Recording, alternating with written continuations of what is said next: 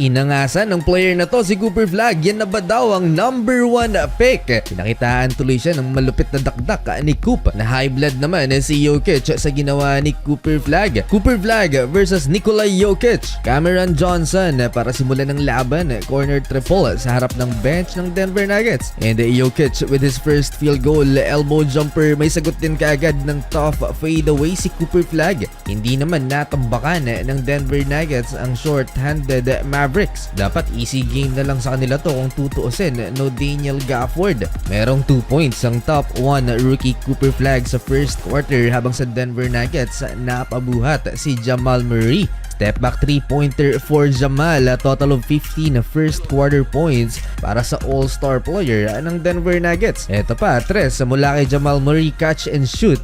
Ryan Nembhard, the rookie, to Marvin Bagley III naman, 200 jam. Pag mainit talaga itong si Jamal Murray, unstoppable mga idol kahit contested shots. 7 points ang biggest lead ng Denver Nuggets sa first quarter. Di pa gaanong kumakana ang MVP Nikola Jokic.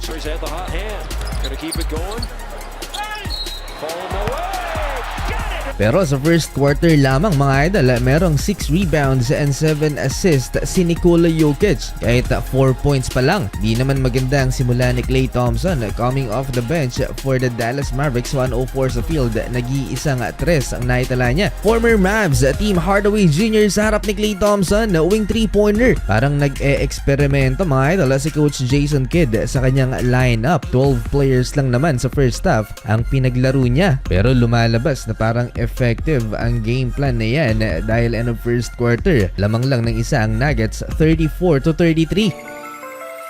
Cooper Flag making play mga idol for the Dallas Mavericks to Tyler Smith, ang 21 years old forward ng Dallas Mavericks. Lumamang din ng visiting team Ryan Nembhard, elbow J, 37-36. Natahimik ang crowd, binigyan pa ni Cooper Flag ng highlight ang Dallas Mavericks double pump baseline dunk.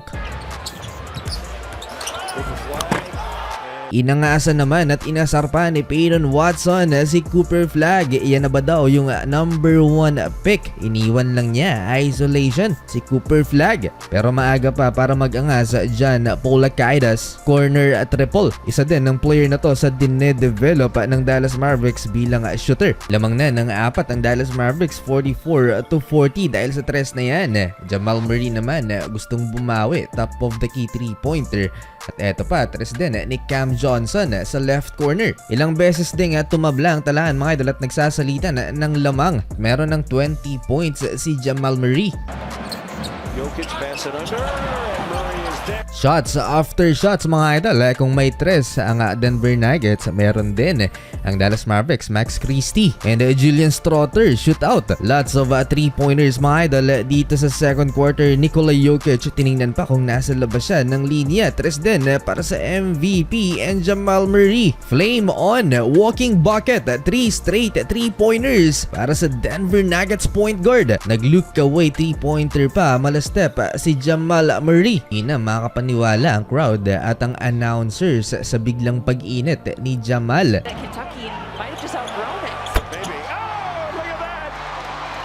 Total of 13 straight points ang naitala ni Jamal Murray sa stretch na yan sa pagtatapos ng first half. High ball pressure na ang ginagawa ng Dallas Mavericks. 33 first half points for Jamal Murray, lamang ang Denver Nuggets 68-59.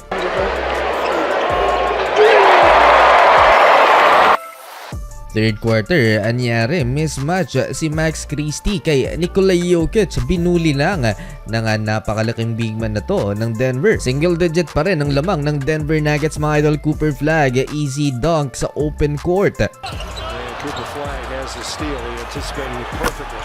Dunk after dunk. Mas matindi naman ang sagot dyan ni Cam Johnson. Transition dunk poster.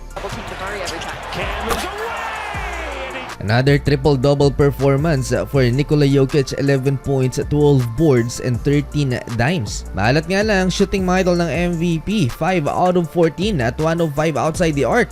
Napaka-dynamic ni Nikola Jokic, assist to Christian Brown, alley-oop slam dunk. Pero dito na nagsisimulang ma-frustrate si The Joker dahil kay Cooper Flag. Maraming non-call play kasi mga idol na pumapabor sa Dallas Mavericks. Tulad nitong pagkakahawak ni Cooper Flag sa kamay ni The Joker. Di na rin nakakapagpigil pa si Coach Adelman, pati siya napareklamo sa official dahil bakit daw parang bulag ang referee at hindi nakikita ang mga kontak kahit tatlo sila sa court. 6-minute mark ng third quarter mga idol, baba ulit sa apat ang inahabol ng Dallas Mavericks sa 82-78. Pero mabilis naman ang counter ng home team. Christian Brown sa corner, back to 10 points ang lamang mga idol ng Denver. At 10 and 9, it's a 10-point lead for Denver. Still alive naman ng Dallas Mavericks dahil sa tres na yan ni Klay Thompson. Binubuntutan lang ng Dallas Mavericks ang Denver Nuggets. Eto na naman, nag-mini run ulit ang visiting team. Chris Middleton and one basket, 93-92. And again, kagaya sa nangyayari kanina mga idol, Denver Nuggets answer with 11-2 run. Papatapos na ang third quarter, nakagawa pa ng highlight ang Denver Nuggets behind the back pass ni Nikola Jokic kay Peyton Watson. Start of the fourth quarter, muling nagparamdam si Jamal Murray sa opensa ng Denver Nuggets. Nagsimula sa push shot na to. Cooper Flag naman to PJ Washington and PJ, nice fake. Umabot na ng 40 points si Jamal Murray. Murray flurry ang nangyari dito mga idol sa simula ng fourth quarter. 8 3-pointers while shooting 70% sa field. Tuwang-tuwa ang babaeng fan na to sa pag-take over mga idol ni Jamal. Halfway of the fourth quarter mga idol, 11 points na ang lamang ng Denver Nuggets dahil pa rin yan kay Jamal Murray na may 48 points. Lumalabas na naman ang sakit ng Denver Nuggets lalo dito pagdating sa crunch time nacho-choke sila. Max Christie mga idol, 3-pointer at eto pa another triple sa corner. Isa na lang ang lamang ng Denver, 127-126. Not happy at nakukulangan sa effort ng Denver Nuggets si Nikola Jokic. Kumakapit sa maliit na lamang ang Denver Nuggets. Brandon Williams sala ang kanyang dalawang free throws para sana itabla ang laban. Ito naman mas kailangan ng Dallas Mavericks si Cooper Flag at lalong-lalo na si Kyrie Irving kaso wala pa si Uncle Drew. Lamang na lamang sa experience ang Denver Nuggets sa lagay na to. Peyton Watson, big shot, 3-point basket, 133-126 and Jamal Murray last 3 minutes, another triple, 51 big points. At eto pa, Jamal Murray again, 53 points para i-hype ang crowd. Pero eto ang matindi mga idol, 1 assist away na lamang si Nikola Jokic for another 20-20-20 game. Only 3 players ang nakagawa sa kasaysayan ng NBA, Wilt, Russell Westbrook and Nikola Jokic. Pero pag muling magtala ng stats na yan si The Joker sa game na to, siya lang ang natatanging NBA player na nakagawa niyan ng 2 beses. Final 1 minute mga idol sa regulation, nagkapisikalan pa, masama ang bagsak ni Cooper Flag. 30 seconds left sa game clock, ayaw pang sumuko ng Dallas Mavericks. Flag with the mid-range, 141-135. Hindi na hinabol ni Nikola Jokic ang nag-iisang assist na yon.